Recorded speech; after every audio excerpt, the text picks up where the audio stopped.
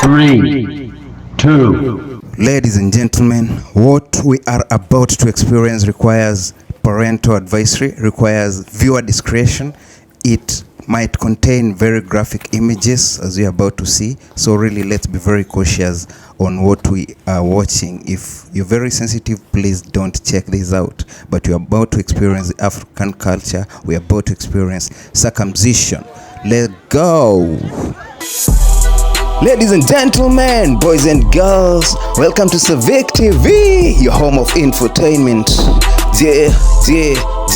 Let's go!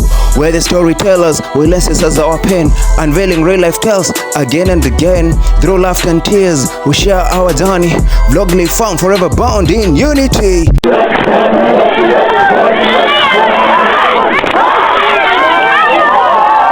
Welcome, ladies and gentlemen, and before we take a deep dive into this video, let's understand a few things. First, what is circumcision and what is the purpose of circumcision? So circumcision is basically the surgical removal of the foreskin from a baby's penis. Let me not put it a baby, like let the baby be in quotes, from a penis.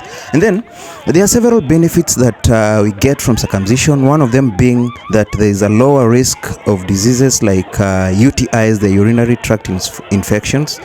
So older boys and men can be circumcised as well. So there is no limit whether it's a baby or an older person. And at whatever age, the circumcised penis normally gets to heal within a week. So we are now done with the definition of what circumcision is.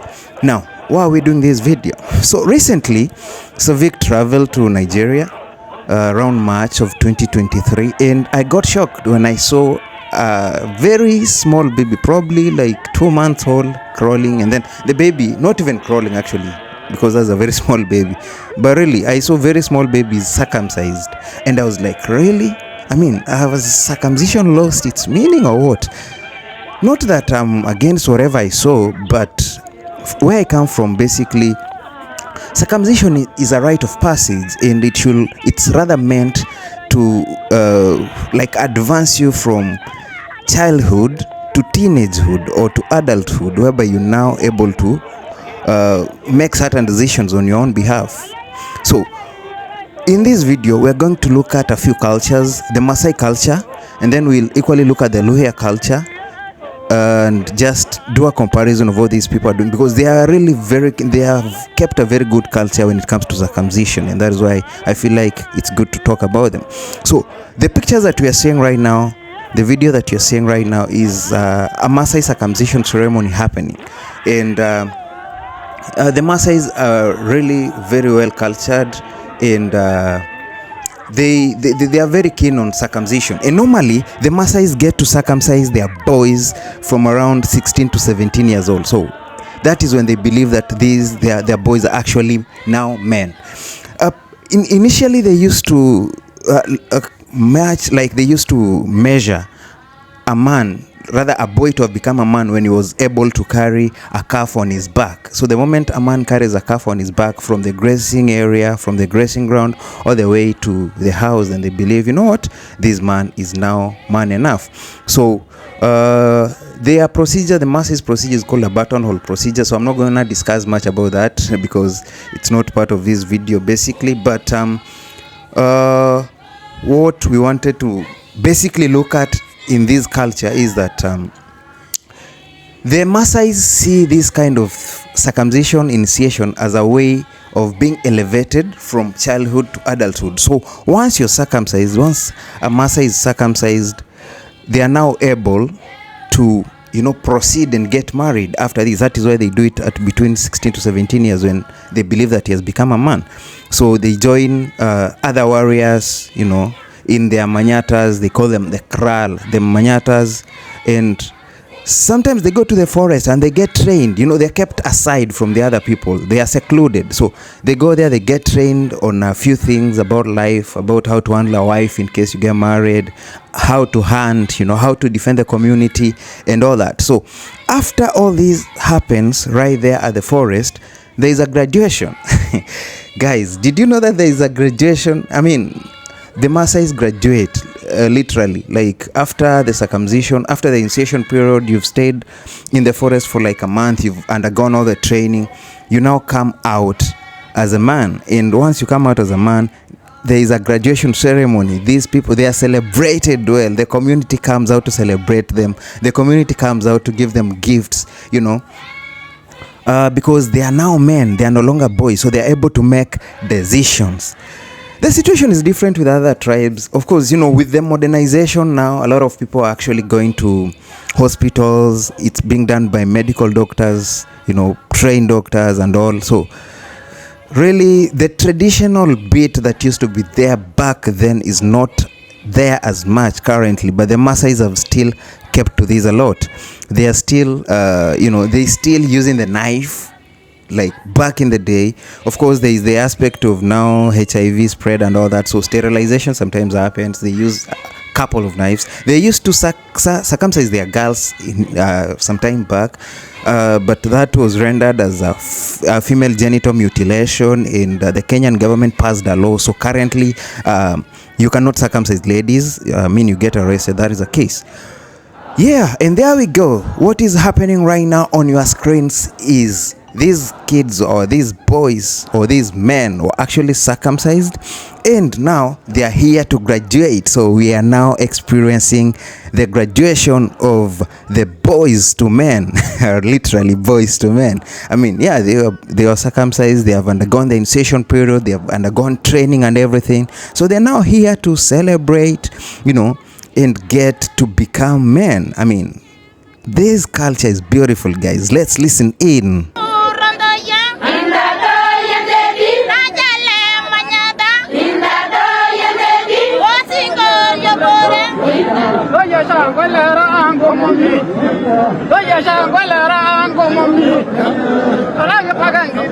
Oyo, oyo, oyo, bono mambia,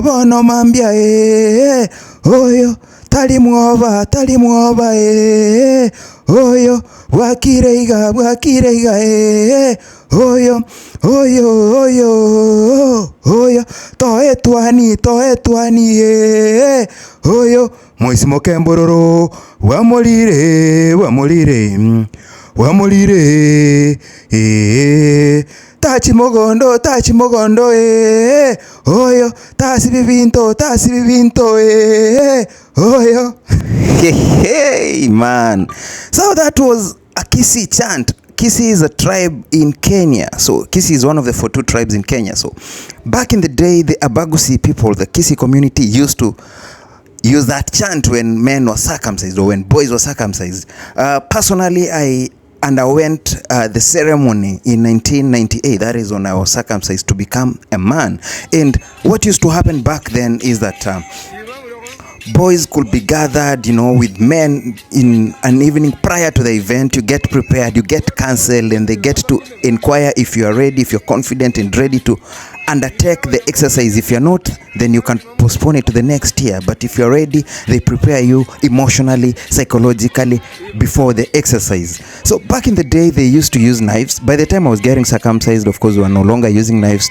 We engaged the services of a doctor, but the doctor, we did not go to hospital. The doctor came to the forest where we were in and did the exercise, and then of course the chants and the singing all happened, and then we went home now to celebrate. Before we stayed for about a month, enclosed, secluded in a house, just undergoing training, eating, and undergoing training again about what you need to do and what you shouldn't do as a man. Of course, there are regulations at this point. You know, once you have undergone circumcision, your mother shouldn't see you naked. Your mother cannot bathe you anymore. Your sisters cannot see you naked. Like, basically, you're now an adult. Literally, you're an adult. So there are things, there are some things that you keep to yourself, like your nudity. So these are part of the cultures that the Kissis had back in the day. Currently, with modernization, of course, it's no longer happening. But really, I'm proud of what we used to experience back then. Now, we shift to the Luhyas, because I hinted that we are looking at Maasais and Luhyas. So what happens with Luhyas? So Luhyas, and to be precise, we're gonna look at the Bukusus. So with the Bukusu community, they really take circumcision very seriously. So Normally, circumcision is done during school holidays, December or August. Even the Kissis used to circumcise in December because of the long school holidays. So the Luyas normally circumcise in August and December. But theirs is very unique. Normally, they circumcise boys of around 13 to 14 years when they are just done with their primary school prior to joining secondary school. Even the Kikuyus normally circumcise their kids at around 13 years of age when they are to turn to high school. But what is unique about the Bukusus is that it's a communal thing. It's not done in private, and as you can see, all those are just celebrations in preparation for the circumcision.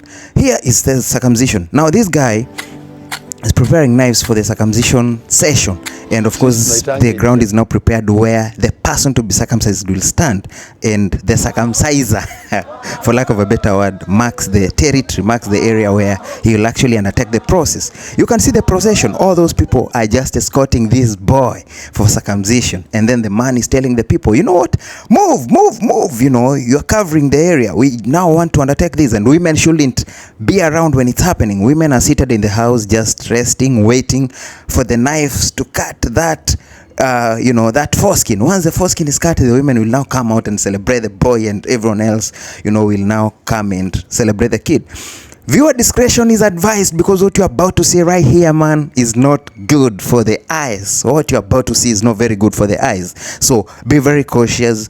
I hope YouTube won't really take my video down because of this. That is why I've really insisted on viewer discretion. Man, because we are showing the hands are up. That means the cut has been okay. Now the women can come out and dance with the circumcised boy, the man of the moment now. Yeah, man. It's a good celebration. Let's hear them sing.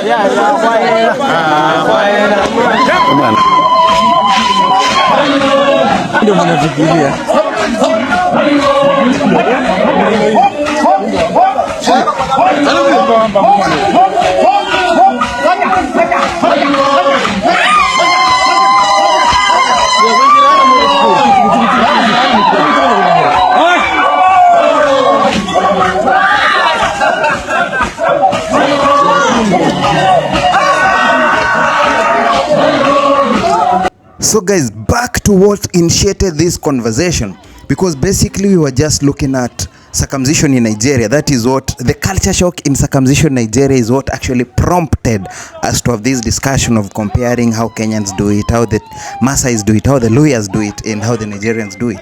So really, you don't want to have an opinion, because this video will be out.